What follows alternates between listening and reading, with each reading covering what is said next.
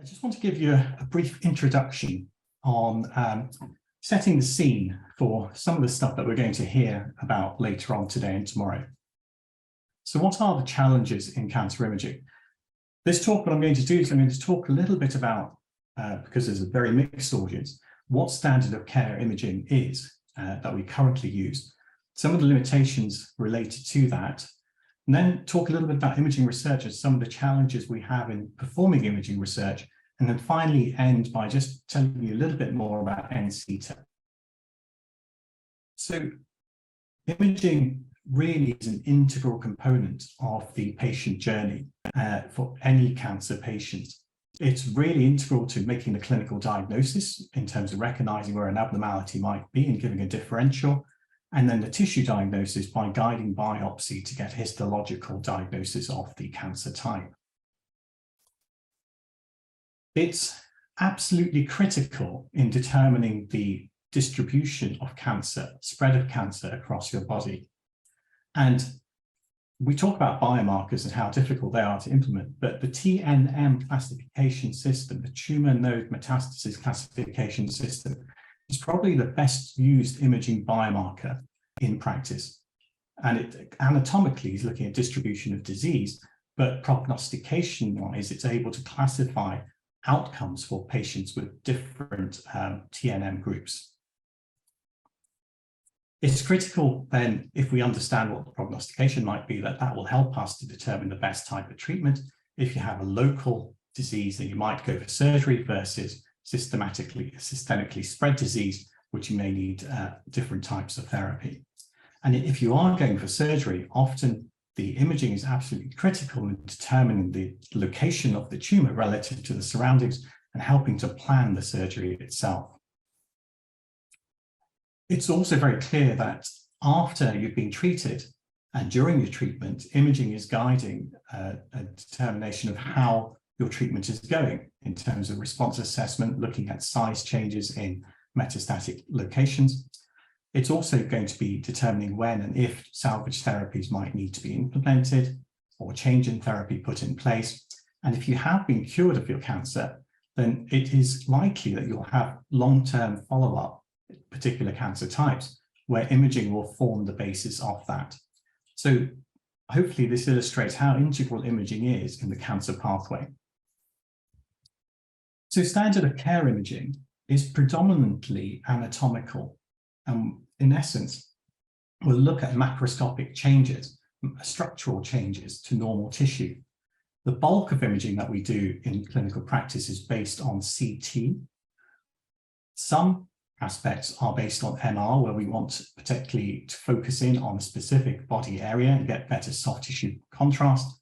We're still doing X-rays for diagnosis, for example, with skeletal surveys for myeloma, and ultrasound also forms a problem-solving tool in certain instances. On top of this, we've got access now to PET imaging, which gives us some metabolic information about tumors, and predominantly FDG PET, which is most commonly used, and a second tracer, which is now coming into practice with prostate, in particular, is prostate-specific membrane antigen PET. But those imaging modalities are more limited. So what is the problem that we have here? We have several problems. The first is one about sensitivity. So this is an X-ray of a patient with multiple myeloma. And if you asked a radiologist where the myeloma deposits were, I'm pretty certain most radiologists will not be able to determine that. So this is what we're using for skeletal survey to identify patients with myeloma and their deposits. But yet, if you did an MRI scan with contrast enhancement, you can see quite clearly for this patient, there are deposits on the right side, on the left side, and within the lumbar spine, which are very difficult, if not impossible, to spot. So we have a sensitivity issue. This is a CT scan of a patient with cancer, and this is a lymph node in a CT scan. Now, most radiologists, when they're looking at distribution of disease and lymph nodes, will be using as one of their key features the size of the node to determine whether it's involved or not. In this case, the lymph node is lower than a specific size threshold that the radiologist would involve, determine involvement with, and therefore it would be called non-involved. However, disease has to start somewhere. So again, we have a sensitivity issue that small lymph nodes here will not be able to be picked up. Here is another issue, which is about specificity. So here the lymph node is enlarged, but in this case, it's not a cancer node, it's an inflammatory node. So not only do we have a sensitivity issue with conventional imaging, we cannot always be specific about what we're looking at. You may know already, but most of the work that we do in drug development is based around looking at size measurement changes in deposits across the body, which is inherently error-prone in how it's done. And you can see here, in terms of determining response, you need to have pretty big changes from one time point to another to determine whether there's been a partial response or a progression, for example, 20% increase or 30% decrease. So we have a problem with sensitivity and specificity. We also have a problem with prognostication. I said TNM has been a good way of prognosticating, but that's only for the group of patients within that category. If you fall within that category and you've got a 50% chance of a good outcome, you don't know which 50% you're going to fall in. Is it the good outcome or the bad outcome? So we do very little individual prognostication. New therapies may have a response, may not have a response in size when they're administered. So size often can change late. So we don't have the most sensitive tools to detect an early response. And finally, some of the stuff that we see in post-treatment overlaps with what we see in tumor. And so in surveillance, it's a bit difficult sometimes also. So being an imaging center, how do we solve the problem? Well, we solve the problem with new imaging. And so what do we need to develop new imaging? Clearly, we need to focus on research, which actually identifies and promotes the clinical translation of imaging technologies. So what do I mean by imaging research? Here, it's very different than a clinical trial. So for a clinical trial, you're going to be looking at a novel drug, which you combine with very conventional imaging. With imaging research, we're really looking at new imaging methods. And the focus of the research question will be about how does that new imaging method perform, and hopefully relative to the conventional methods of assessing disease. Most of these new imaging methods we have actually require specialist expertise in order to conduct them properly to get the right set of images in the right way so they can be analyzed and assessed correctly. So it's quite different from a clinical trial with a drug. This is an example of what the problem is. So this is a site which is a few years old now when we set out to set up NCITA, and you'll see all of these green bubbles. All of these are different imaging techniques and biomarkers, and they're still in the research and development area.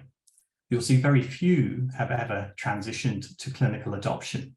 So there is a huge barrier in taking technologies which are very early on and moving them forward into clinical adoption. And that is one which is caused by multiple factors. So you may have the best technology in the world, but if there's no clinical need, it won't influence care. You may have the skills to do one of the many studies that are required along that pipeline I showed you, but you'll have to have multiple funding granted to take multiple studies forward, and you have to engage with expertise which you possibly don't have in your own institution, in your own center by yourself. So collaboration is important. There's a huge problem that we have in terms of repeatability and reproducibility of imaging, because often we concentrate as academics on the initial novel aspect, trying to get your Nature paper published, but you don't necessarily get rewarded in the institutions for doing repeatability, reproducibility work to determine, will this actually work in practice when I try and implement it? We also often don't engage with the right group of experts, so methodologists and statisticians are really helpful here in designing studies, and health economics to really determine whether an imaging technique can actually be adopted by the NHS. So there are multiple challenges to take an imaging technology forward. There has been some success, and you'll hear about some of this from Caroline later on with multiparametric MRI. But I wanted to highlight an exemplar of how we can take imaging technologies forward across that pipeline. So this is a multiparametric MRI scan. It's changed practice, and Caroline will tell you about it. But what I'm also going to tell you is it's also not perfect. And 1 in 2 men that have multiparametric MRI with the target lesion still have a biopsy, where that biopsy turns out to be negative for significant cancer. So the technique I want to tell you about as an example of how imaging is being developed is called Verdict. And again, you'll hear more about this later. In essence, here is a technique which was designed by understanding histopathology to create a mathematical model of tissue and then creating an MR diffusion sequence acquisition, which fills the mathematical model with the signals it needs in order to determine microstructural components. And what it does is it allows you to take your anatomical images and your multiparametric MRI and complement them with more measures of microstructure. So here's fractional intracellular volume, extracellular volume. You could even pick out cells of particular radii, and you can interrogate these for clinical decision making. So just to give you an idea of how much work it takes to take things forward along that pipeline, this is work which has started in 2014 with preclinical studies, which then moved on to the first in human work in terms of normal versus abnormal, and then onto a clinical technical improvement of the technique, some validation against histology, getting a study funded to check clinical value for the first time, doing some repeatability work, and only recently, 2022, culminating with some potential value being demonstrated by the study. So that's a 2012 to 2014 to 2022 timeline to get to where we are now. And that has taken this technique from here just to here. And that has involved multiple people with multiple expertise in order to make that transition. So it is very difficult to move things along the pipeline. And so I just wanted to highlight that aspect. There has been some work to try and determine what studies should be done. And this is available for people to download as a roadmap for development and translation of imaging technologies. And NCITA really focuses on trying to help investigators do that. So NCITA is a consortium of multiple institutions and their NHS hospitals, and it's really designed to drive innovation. It's designed to get the right quality biomarkers to share the imaging data that we have across centres, and hopefully to improve some of the efficiency aspects that we do need to when we have clinical trials. Very briefly, it consists of various units, the QA/QC unit, trials and repository, which work together in order to support studies with the right expertise, which would otherwise not be present. I'm very glad to say that we started with 7 exemplar studies within NCITA. And since then, up until I think this is correct, about 3 months ago, there were 36 new adopted studies which the units now support in one way or another. The platforms across the repository are getting distributed, and we've completed most of those. And all of this is managed in a quality management system with SOPs for pretty much everything we do. So we've developed the right infrastructure to actually support taking forward imaging technologies. So hopefully that's the sort of thing that if you've got a technique you want to develop, you can engage, and we'd be more than happy to help you with that. So in summary, imaging is pretty integral to the cancer patient journey, which you've seen. There are limitations because we're commonly reliant on anatomical imaging. This does really impact practice for patients. New imaging is difficult to develop, but there is a translational pipeline. There's a roadmap of what to do, and there is also now the expertise to provide you that support.